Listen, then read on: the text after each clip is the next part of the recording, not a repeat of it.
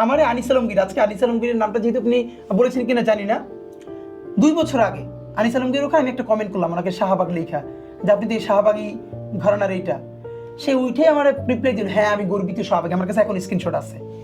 আনিস আলমগীর সাহেব এত বড় কথা বলেন না, ওনার সাথে আমার রুচিতে গুলেন, আমার অনেকগুলো টক শোতে দাওয়াত দিচ্ছে, আমি ওনার সাথে কখনো যাই না, যাই না, ন্যূনতম একটা রুচি রক্ষা করতে হবে আমি বলেছি না, আমি ওনার সাথে যাবো না।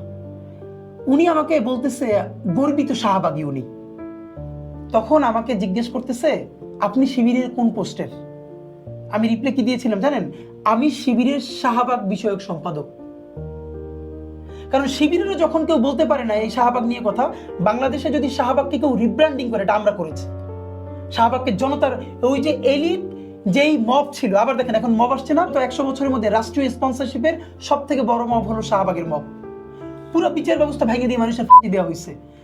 এখন এটা যেহেতু বড় লোক করছে, ইংলিশে লিখছে প্ল্যাকার্ড গুলো, হ্যাঁ বিরিয়ানি খাইছে, এটা মব না, এইটা হচ্ছে আন্দোলন, দ্বিতীয় মুক্তিযুদ্ধ।